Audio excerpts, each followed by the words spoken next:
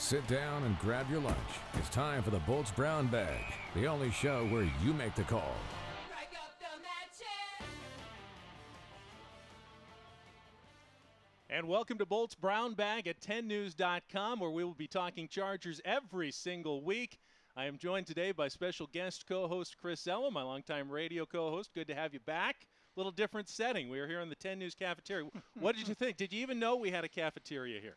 Yeah, I think I knew that, but I didn't know we were going to be outside. So I was pleasantly surprised. A beautiful day for football. Get to enjoy the nice outdoor weather here in San Diego at 10 News Cafe for Bolts Brown Bag. And basically, this is how Bolts Brown Bag is going to work. Every single Monday at 12:30, plan to bring your brown bag to work.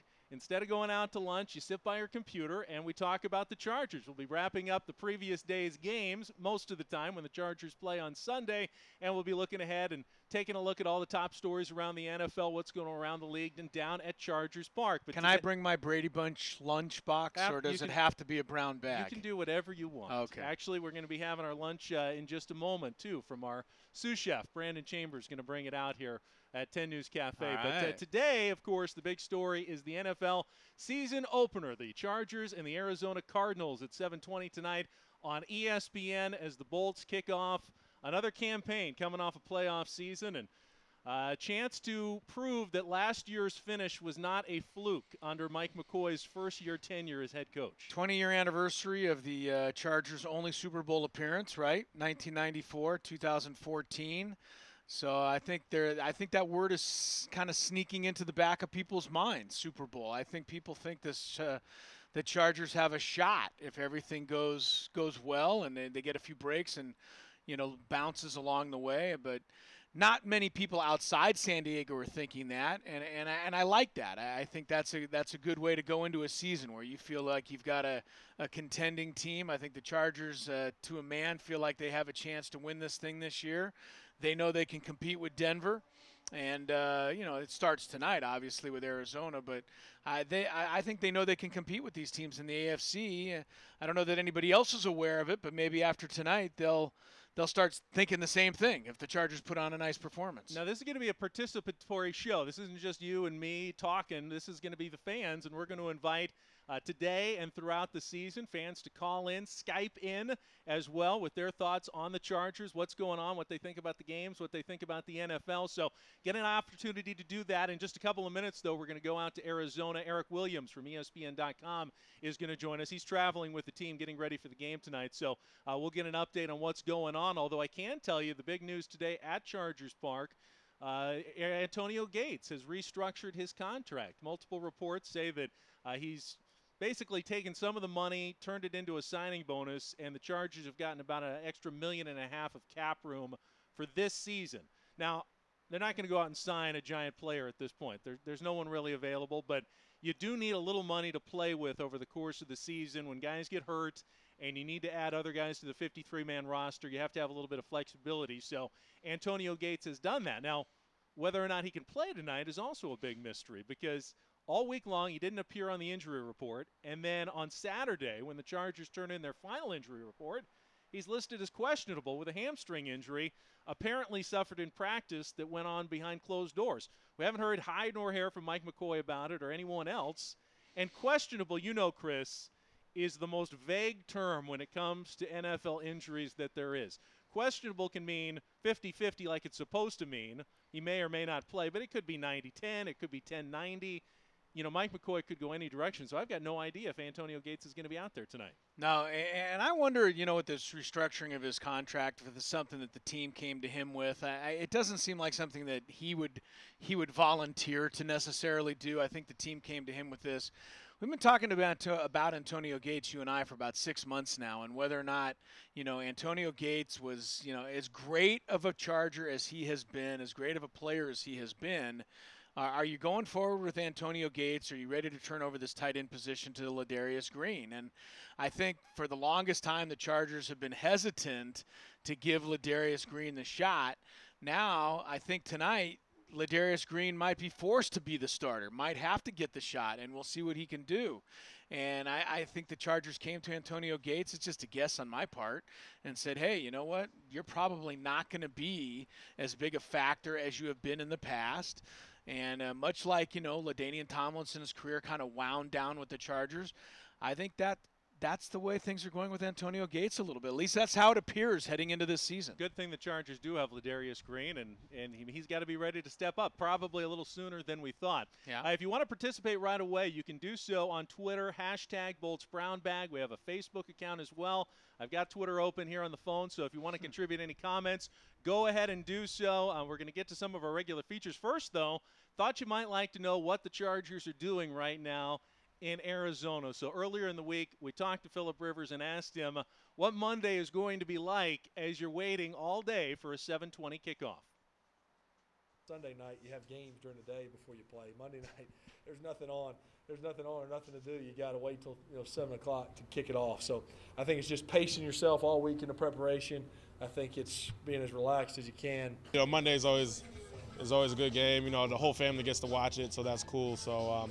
Yeah, we're definitely excited for the Monday night game. Everybody knows Monday night. You one of the only games on football right now. Everybody's going to be watching your mom, your dad, your friends. So, you got to go out there and do what you can to represent for everybody that's helped you get where you are.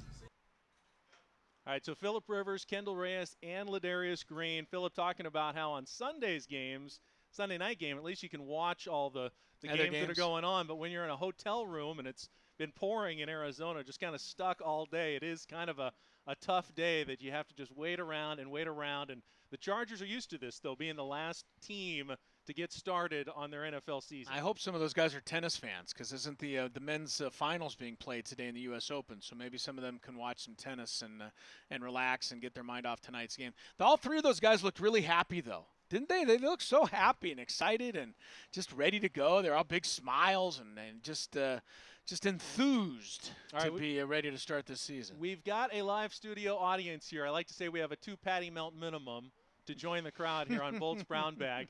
But this is a working cafeteria, our 10 News Cafe, and it is a lunchtime show, so I thought we'd find out what's for lunch. So let's bring in our sous chef, Brandon Chambers from 10 News Cafe, who's going to join us and bring what's for lunch. And Brandon, good to see you. How you been? How you doing? All right, good. So what do we got to eat today? Today we're serving a taco salad grande, served with a fresh tortilla that we crisp up.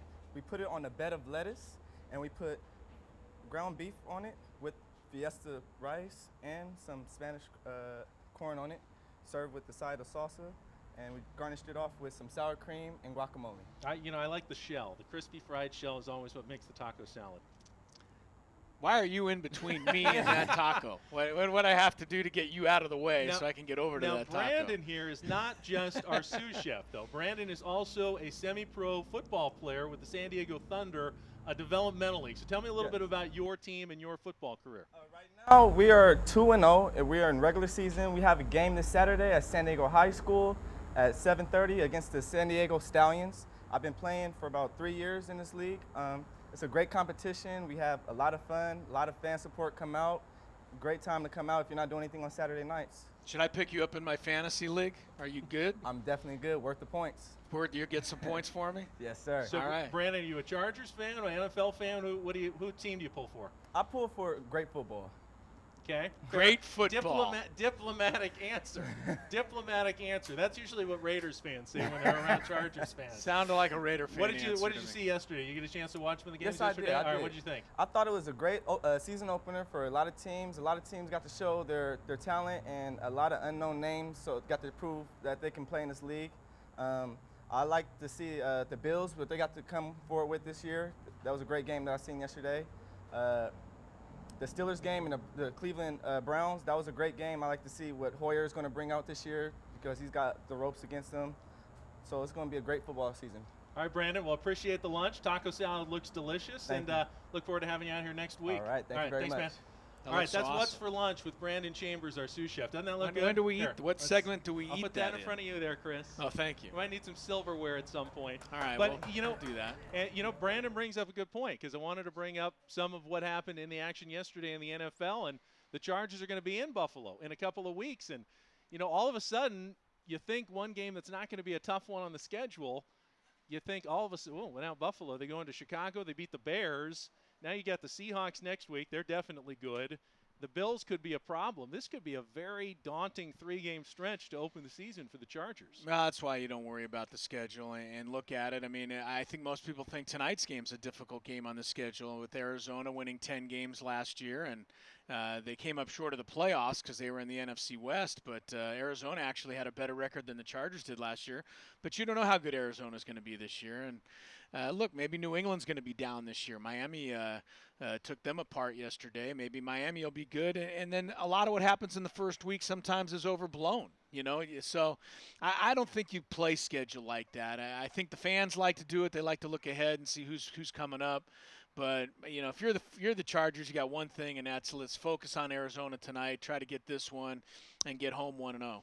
Tell you what, as a Chargers fan watching the Sunday night game between the Broncos and the Colts, in the first half I was feeling a little queasy because I spent the entire offseason thinking the Chargers can compete with the Denver Broncos. They might have gotten a little bit closer in the offseason. There's no way Denver can gel that quickly. And then they come out and just annihilate what I thought was a pretty good Indianapolis team from last season, coming back with Andrew Luck. It's 24-0 at the half, and I'm thinking, wow, is Denver just going to roll right to the Super Bowl again?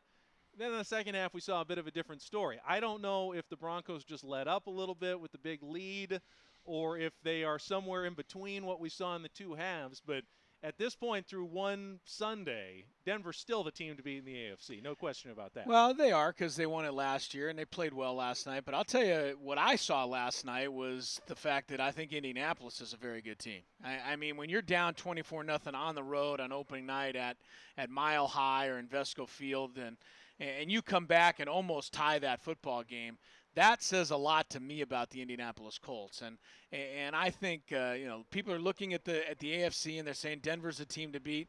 I'm not so sure that Indianapolis didn't show it's the team to beat last night. The way they came back in that second half and played tremendous. So I'll tell you, the Colts are going to be dangerous. Denver's obviously going to be dangerous. But I think the Chargers feel like they can compete with those teams. I know they feel they can compete with Denver. And, Indianapolis is another one. But you're going to have to beat some good teams to get all the way to the Super Bowl. So those are two of them. Sure. New England looked a little vulnerable as well. That was another of the preseason favorites in the AFC. You know what? I'll tell you the 6 AFC playoff teams right now. Go ahead. How's this? Go After ahead. 1 week, I'm going to overreact to the first week of the season. And I'm just going to tell you that Indianapolis and Denver are both going to be in the playoffs. Miami and New England are both going to be in the playoffs. And Cincinnati's going to be in the playoffs. And then the Chargers will be the 6th team. All right, so there you go. So you've taken out Baltimore, and we'll discuss their problems in just a little bit. I'm taking with Ray Baltimore Rice. out, yeah. Pittsburgh, not going to make it this year. No, if you can't hold a 27-3 lead at home against Cleveland, you're not going to the playoffs. Buffalo is not going to be the surprise team. Yeah, they might be the surprise team, but not enough to make the postseason. And I'll tell you another team that yesterday really fell flat on its face in the AFC, it's, which has a lot to do with the Chargers, and that's Kansas City Chiefs, who looked just absolutely awful and looked nothing like the team that started, 9-0 last season. So obviously they're not going to go 9-0 this season. So, no, I'm going to tell you, it's going to be the Chargers and Denver out of the West. It's going to be Miami and New England out of the East. And then you're going to have Cincinnati win its division, Indianapolis win its division. There's your 6 playoff teams. I'll tell you what, the Raiders also did not look very good against the New York Jets.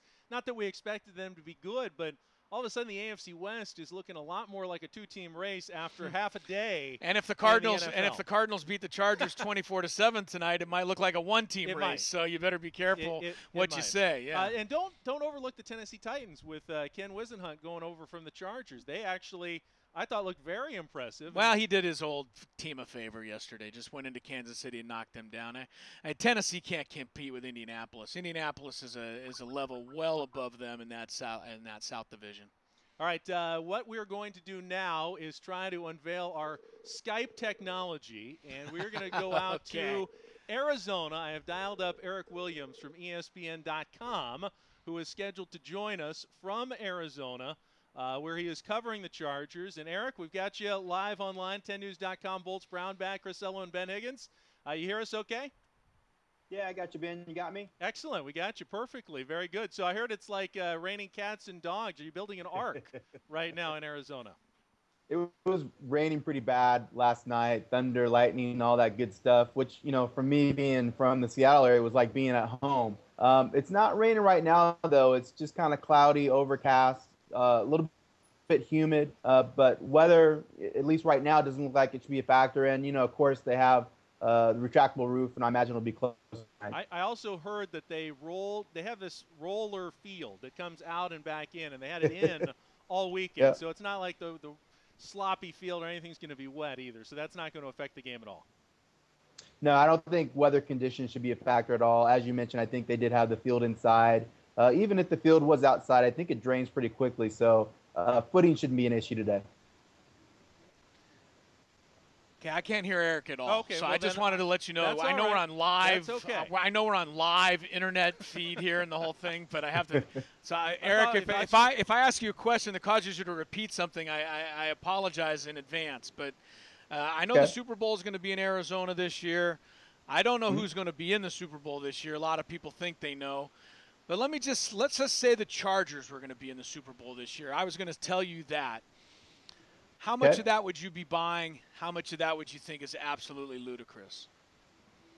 I would think a lot of things would have to go right in order for the Chargers to reach the Super Bowl. Number one is they'd have to stay healthy. Phillip Rivers would have to play a full 16-game season. Dwight Freeney would have to play a full 16-game season. And then, they would have to be able to play clean week in, week out, not turn the ball over. Certainly they have a chance, particularly if you get to the playoffs. Anybody can get hot at the end of the season and make a run and get there. It's a veteran team. I think that helps them in terms of locker room and guys get along with each other and are focused on being successful this year. So I wouldn't be surprised or shocked if they went to the Super Bowl, but I do think there's other teams that I like better. He gave a fantastic answer. What did he say? It was sensational. You're going to want to go back and watch the I was show trying later. to read his lips, but I couldn't do it. He's got the Bolts over the Seahawks 50-0 in the Super Bowl. Okay. It's incredible. So we agree. He's thinking along my lines. Okay, great. Hey, Eric, let me ask you about Antonio Gates. News today that he restructured his contract. What does that mean for the Chargers this season? And is he going to play tonight? I mean, this is kind of a mysterious injury that he suffered in practice this week that no one saw, and all of a sudden, bing, he's questionable on the injury report. What's going on? Well, let's talk about the contract situation first. It sounds like he had $3 million of his $5 million salary converted into a signing bonus, and basically that frees up some cash for the team so they can do some transactional things throughout the year. Gives them a little more space in case they have to add more people and guys go on IR. So I don't think that really changes, how much money he's going to make. He's still going to get the $5 million. You just get some of it a little earlier. In terms of Gates, I mean, I'm not sure in terms of his being available for the game on Monday. Obviously, Saturday's practice wasn't open to reporters. Sounds like maybe he tweaked a hamstring during practice on Saturday. I imagine what will happen is tonight he'll go out early, test it with the trainers, kind of see where he's at. And if he's able to play, I think he will play. One thing about the Chargers is they have 4 tight ends on the roster right now, and they're going to use 2 tight end sets a lot. So if Gates can't go, they have a couple other guys they can use. Obviously, Ladarius Green will probably take more of a focal point in terms of what they want to do in the passing offense. But they also like John Phillips, and they also like David Johnson. Those are both guys that are more blocking tight ends, but still do some of the pass stuff that they want to do as well. So I think they're protected if Gates can't play. I wish I had a better answer for you, but we're not going to know ultimately until pregame workouts. Hey, Eric, last thing. What do you feel about tonight's matchup where the strengths the Chargers can apply against the Cardinals and areas where maybe the Cardinals might be able to give the Chargers problems?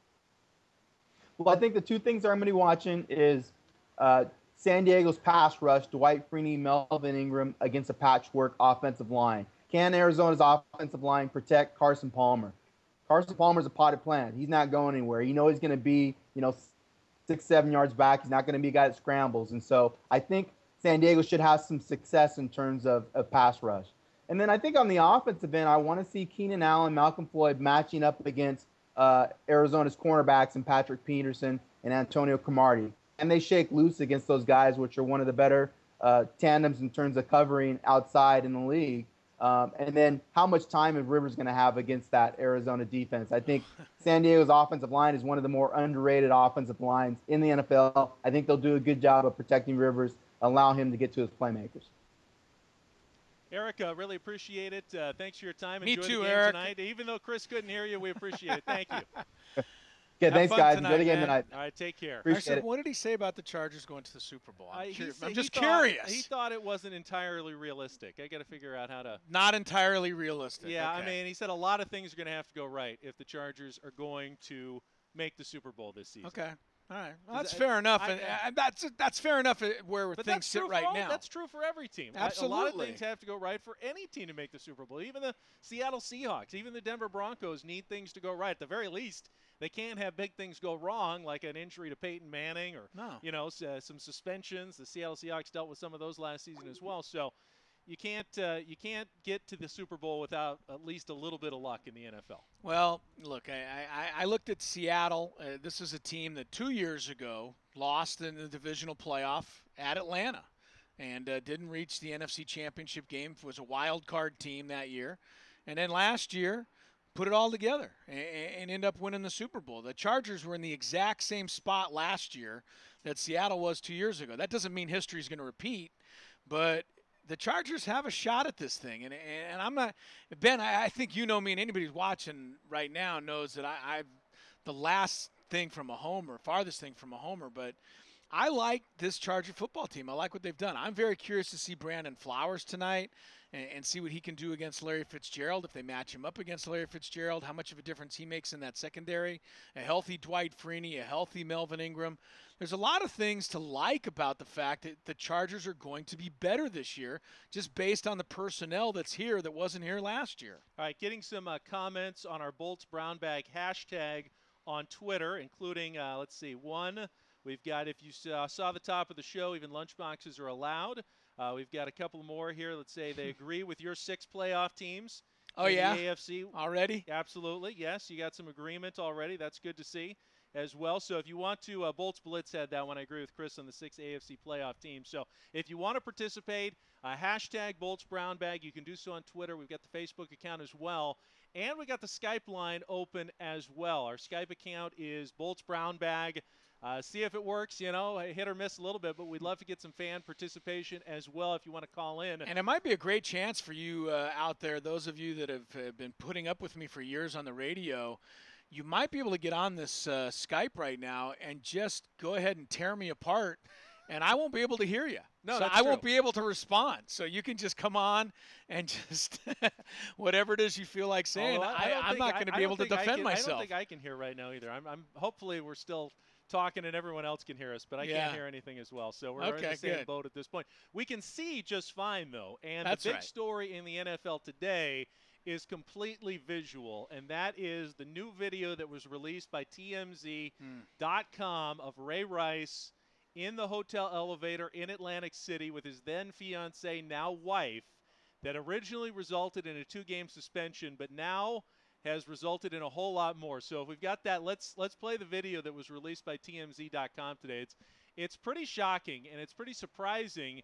If you have seen it, then you kind of know what it is. It's you've got the security video camera in the elevator, and here we go rolling it as they're approaching. Obviously, they're kind of talking, fighting. I don't know what you describe it. There's no audio that goes along with this. They step into the elevator, and then things really get bad. And you see there's a little bit of an altercation on the back, and then just a smack, and then Ray Rice just takes her down with a left cross. And here is it again. I mean, it's a pretty disturbing video. Yeah. The NFL today, first of all, the Baltimore Ravens today released Ray Rice. That happened about an hour ago.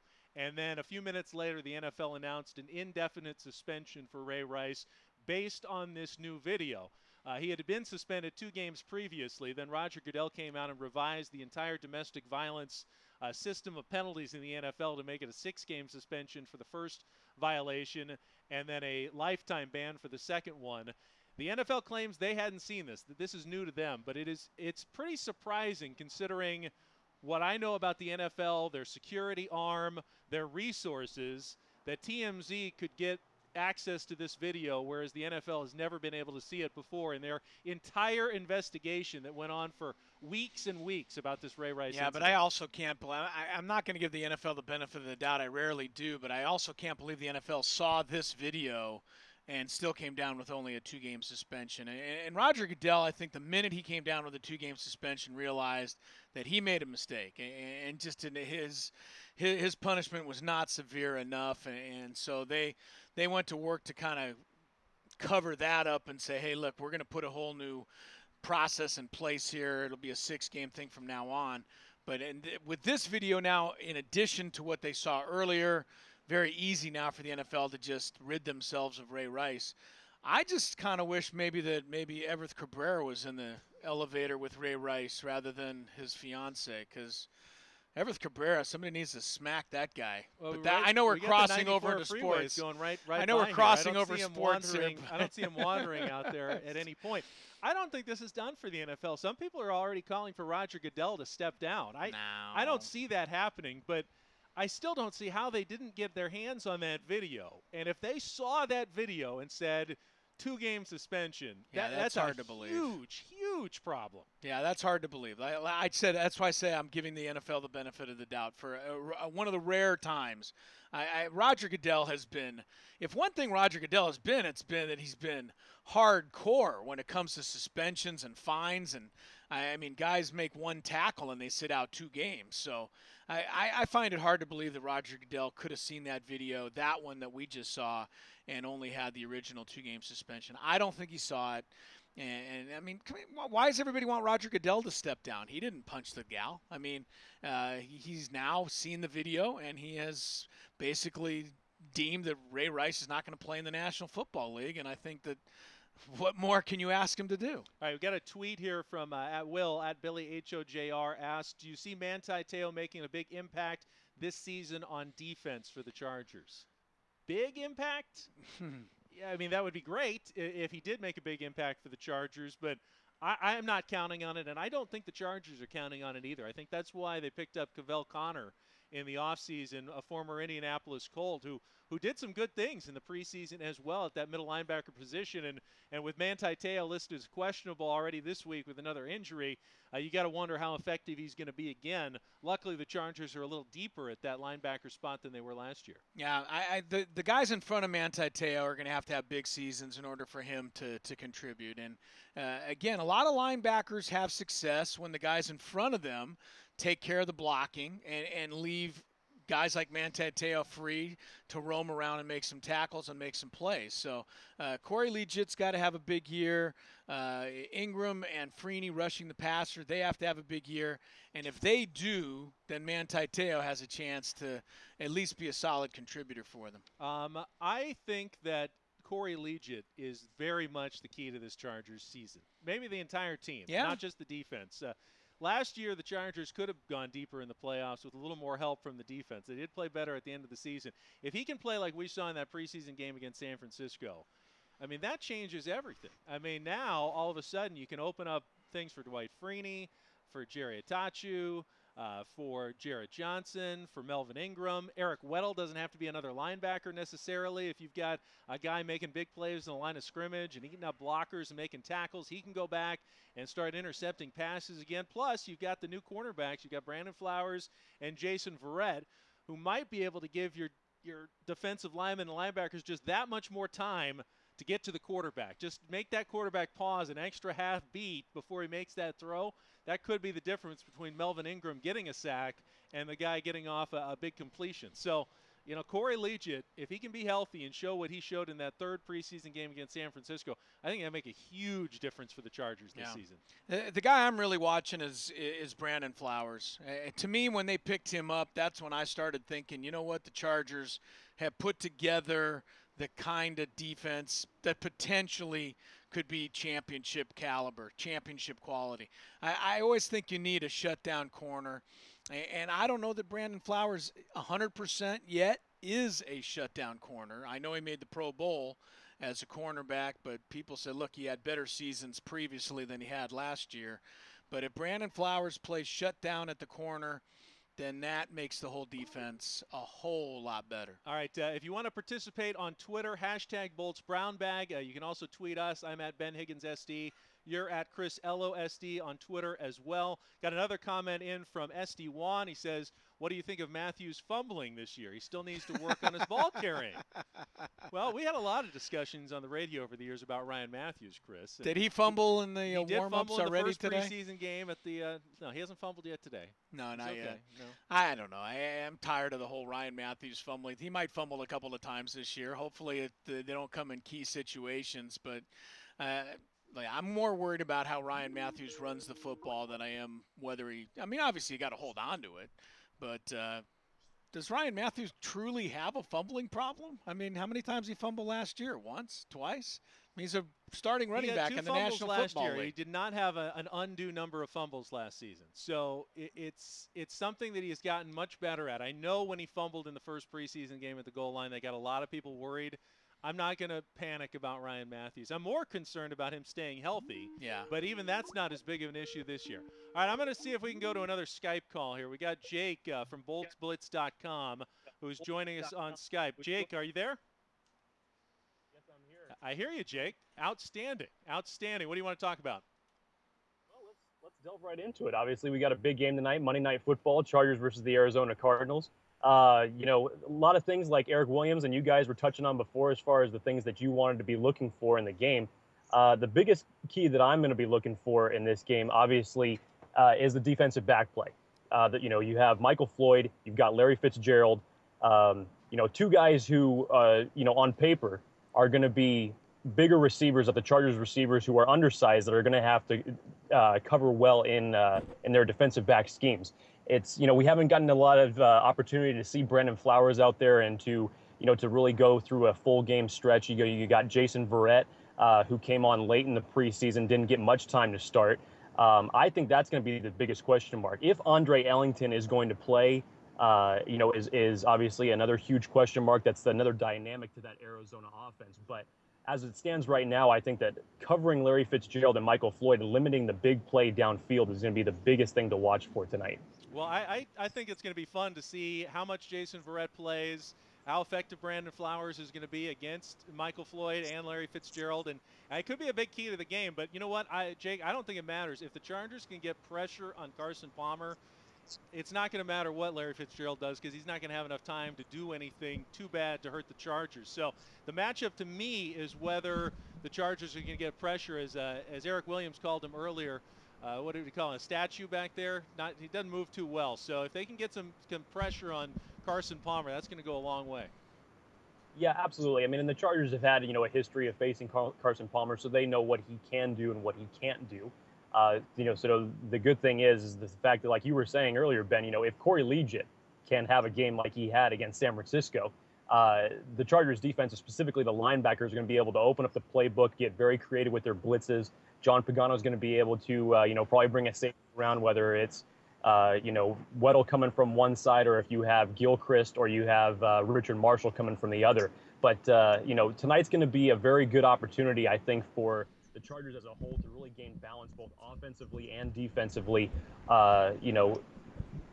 Again, to just open up the playbook, whether it's offense and defense, get creative with Malcolm Floyd returning, see what he can do when he's opposite of Keenan Allen out there. And then again, just create pressure for Carson Palmer. You hit the nail right on the head. That's where you take down the Arizona offense. Awesome, Jake. What do you think of the show so far? You enjoying it? It was great. I really like the food that you guys got served up there. That looked very, very delicious. So, I mean, as long as you guys have meals coming like that, that's always a good thing to have for the show. Well, thanks for joining us on the debut edition. Really appreciate it. No problem. Thanks for having me on. All right, that was Jake, and I know he's from BoltsBlitz.com, but he wants to see the matchup with Larry Fitzgerald, Michael Floyd against the new Chargers defensive backs, and what they're able to do against two of the top pass catchers, in the league, especially tandems. Yeah, it's a good tandem, no question. That's why I said Flowers is a guy I'm watching tonight, and that Carson Palmer is going to, quote, pick on Jason Verrett. It was interesting last night in the Denver-Indianapolis game, the cornerback from Ohio State, Bradley Roby. That was somebody that the Chargers, we talked, might take with their first pick. They passed on Bradley Roby, had some off-field issues at Ohio State. But Bradley Roby made the saving play of the game last night for Denver on that final drive, knocked the pass away from Reggie Wayne. So Andrew Luck picked on Bradley Roby last night. That's a rookie. And Jason Verrett can probably expect the same treatment tonight because that's what NFL quarterbacks are going to do. All right, I wanted to go ahead and take a look at the Chargers' schedule. We always used to do this on the radio back in April where we kind of looked at the schedule, looked at wins and losses. So first half of the schedule, after, let's see, the Chargers at St. Louis, Arizona, whatever. The Cardinals used to be in St. Louis. But after that, Seattle, Buffalo, Jacksonville. First four. I mean, what's good? 3-1? Do the Chargers have to go 3-1 in their first four games? They don't have to. 2-2 would keep you afloat. They might be 0-2. I mean, this is a very tough start. I mean, this game tonight against the Cardinals and then home against the world champs. So I'm not counting them out of playoff contention, even if they lose their first two. If they do, though, then that Buffalo game becomes pretty crucial. You can't 0-3 is too big of a hole to dig out of. It really is huge. And Jacksonville showed some good things in the first half yesterday against Philly and then kind of fell apart. Yeah. The Jets and Oakland played yesterday. Neither team impressed me that much. Hopefully the Chargers can get a couple of wins to start October. Kansas City did not look very good. And then you got the big matchup at Denver. I mean, if the Chargers play well, they can definitely go 6-2 in the first half of the season. But I think they have to win tonight if they want to do that. Yeah, tonight might be the difference between 5-3 and 6-2. I think you're right. I mean, if they're 2-2 to open, I think they win those next three games, and then you have to go to Denver where you figure your chances of winning. I mean, look, they won there last year, so it's not like you can't do it. But yeah, 6-2 would signal to me that the Chargers are ready, to contend in the AFC this year. And so, but how you play in the first half doesn't always mean everything. It's how you're playing in December. And nobody's been more reflective of that in the last decade than the Chargers have been, right? I mean, they were 5-7 last year and ended up one game away from the AFC Championship. A couple more questions here on our hashtag Bolts Brown Bag. And in a second, we'll look at the second half of the Chargers schedule. We also have our fantasy segment coming up in just a second with Amanda Baggett from OnSiteChick.com. Nuts and Bolts tweeted in, is this the year we get over the red zone issues? They looked like they were still issues during the preseason. The Chargers got inside the 20 and still weren't able to punch it in. Now, very small sample size. The starters were out there for 12 minutes in the entire preseason on offense. So it was a point of emphasis, as Mike McCoy said, in the offseason, in the OTAs, in training camp. But I think you've said before, it's always a point of emphasis for every team. Scoring points is a point of emphasis. Can you believe it in the NFL? I don't know any team that doesn't want to do well in the red zone. So that's something obviously the Chargers are going to be looking to. You need to run the football inside the 15-yard line and be able to gain yardage, I think, to be effective in the red zone. Otherwise, you're counting on 4 receivers going into the end zone, 6 defenders in the end zone, and finding one of those 4 guys. So if you can run the football, you change everything in the red zone, and that's going to be the key. And I think Donald Brown's going to be the guy that hopefully makes the Chargers a little more effective. It's too bad the Aztecs didn't run the football in the red zone at the end of that game in North Carolina where you were on Saturday Why you night. do that to me? Sorry. I'm barely over that game. My heart break. I just finally coming back together, and you got to bring that game up again. All right, we're going to go through the fantasy totals every Monday and players to watch. So let's bring on Amanda Baggett, our fantasy chick. And I only say that because her website's called OnSiteChick.com, but She's not just a chick. She's one of our colleagues here at 10 News, and she is going to join us now on Bolts Brown Bag with a look at some of the top fantasy performers. Amanda, welcome to Bolts Brown Bag. Thank you for having me. I'm excited to be here. It's good to have you. So obviously there were some huge performers yesterday in fantasy. Now guys like Julius Thomas. I think a lot of people expected that, but what did you see? Oh no! Yeah, and I also have Matt Bryant on it. Ooh.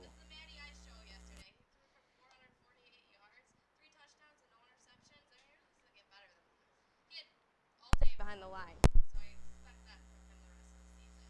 Also, Julius Thomas with 3 touchdowns, 110 yards. It seems as though Peyton Manning wanted to target him a lot. Although he does have Emmanuel Sanders over there, Darius Thomas, but That's going to be tough. I mean, those Denver guys, they're all going to have big seasons, but how are you ever going to know which ones are going to have a big game and score the touchdowns? Because I think they're all they're all capable. I mean, Sanders looked good, and while Demaryius Thomas didn't have a great game, you know he's going to have a huge breakout one of these weeks. So you got to keep putting him in your lineup every time. Now let's talk about Ray Rice. We obviously know he's gone. I unfortunately did draft him. Drop him, so right? Got to get him off the team. So who do you replace him with? Justin Forsett. He's going to be huge. This week he already had 70 yards and a touchdown. So he's probably going to be better than Bernard Pierce in my opinion. How about Noshawn Moreno? How much for real is he? That was an interesting. I mean, he had a huge game yesterday for Miami. Such big numbers. I didn't either. Yeah. I think it depends. I'm not really sure how keen New England's defense always is. They're always a pass-happy offensive team. So if he comes up against some defenses that are good at stopping the run, I'm not really even sure that he's going to be for You're not real. sold on I'm not sold. Not yet. All right, and the Chargers played tonight. Yeah. So I'm sure that a lot of people have Phillip Rivers, Keenan Allen, certainly. Now, Gates is a question mark. Probably too late to change if you're in your lineup this week. But who do you expect to have big fantasy seasons for the Chargers, and is there anyone you're staying away from? You know, Ryan Matthews, I'm kind of not really sure on him yet. He does fumble the ball a lot, and I see with Mike McCoy's offense that they tend to pass the ball a lot out of the backfield, and Danny Woodhead is the guy that they're going to do that a lot with. And I'm really high on him, especially for a flex player. Ladarius Green, hands down, I think throughout the season he's going to become the guy to go to. Phillip Rivers made a statement that he's fast. He's the fastest receiver or target that he has. And Antonio Gates is getting older. Tonight, though, it's going to be the Gates and Green show. Rivers is going to be flooding Arizona's defense at that because last year they were rated 32nd in the league with pass rushing against the tight end. So it's going to be a good show tonight for them. Amanda, thanks for stopping by Bulls Brown Bag. Good to have you. Yeah, welcome. Thank you. All right, so there's your fantasy insight for the week with Amanda Baggett. OnsideChick.com if you want to check out her website. Let's go through the second half of the Chargers schedule before we wrap up. I know everyone's probably having to think about afternoon work and what they're going to do the rest of the day. They can't just continue to talk about Chargers all day long until 7:20. All right, so the Chargers start the second half at Miami. Now, I thought the Chargers would bounce back. They lost at Miami last year, but boy, the Dolphins sure looked good at home yesterday, Chris. I played a good second half. I mean, they got blown away in the first half, made some adjustments. Brady, I think, without all of his weapons, they've taken a lot of weapons away from him in New England. So Miami looked good yesterday, but they're beatable. They're beatable down there. Chargers nearly beat them down there last year. All right, then after the bye, you got the Raiders and Rams at home. Both of those teams, that could be the weakest now part of the schedule you're looking at with the Chargers based on what I saw yesterday. And then everyone talked about it, the final five, the brutal stretch for the Chargers at the end of the season. And I'm not saying it's not brutal, but now you know that Baltimore has no more Ray Rice. They lost yesterday to the Cincinnati Bengals in their opener. And then New England at home, and I'm sure New England's still good, but they looked very vulnerable against the Miami Dolphins yesterday. Wow, that's 1-2 of the 5 already that aren't looking quite as daunting as they looked when the schedule came out in April. And Kansas City last. That was the game everybody was worried about. Yeah. Tennessee crushed them yesterday. Yeah, so now you still got Denver, you still got San Francisco in there, although, you know, who knows, the 49ers looked pretty good yesterday against the Cowboys, but it's not sure how bad the Cowboys really are this year. Based on Tony Romo and what we saw against the Chargers. They could be really bad, so we may not know. You're right. You know, it's a silly game to do it in April. It's still kind of silly to do it in September, even though we've now seen these teams But play everybody does it. All right, got a couple more comments here at the Bolts Brown Bag hashtag. Is Ello the coolest last name or what? Yes. Is it? It wasn't so fun when I was a little kid, though, because it rhymes with too many words. Oh, okay. And I got made fun of a lot. All right. Let's see. But it's cool now. Got a couple other ones here. We've got, what if Malcolm Floyd stays healthy for the entire season? That's from Marcel. I love Malcolm Floyd. One of my favorite players on the team. Asking him to stay healthy for an entire season is a big ask for Malcolm because even without the history of injuries, that's a long season for a wide receiver who is contorting his body, who's going up in the air, who's coming down hard a lot. If he does, I think he's going to have a really good season, though. I mean, he's Malcolm Floyd. Yeah, he should, but you can't count on it. So Keenan Allen's your number one guy. Malcolm Floyd, hopefully he's 1A for as long as he can be 1A. And then you take your chances from there. All right. I think that's about going to do it for the debut edition of Bolts Brown Bag. So here's what's going to happen. Every Monday, make sure you tune in to 10news.com/Bolts Brown Bag at 12:30. Next Monday, we're going to go through the home opener against the Seattle Seahawks, what happened on Sunday at Qualcomm Stadium. Look ahead to the Week 3 road game against the Buffalo Bills. Take more of your Skype calls. This was just the beginning. Hopefully we get a lot more Charger fan interaction. But we're going to be here throughout the football season. Bring your lunch. Bring something good to trade. And, Chris, want to thank you for coming in for the debut edition. I had a lot of fun talking to you again. We'll have to have you back again soon. It was fun. I would have rather heard Eric Williams and hear you, but I still had a lot of fun. All right. We'll let you finally eat that taco salad that Thank you. Brandon Bracken. Thanks, everyone, for joining us on the debut edition of Bolts Brown Bag at 10news.com.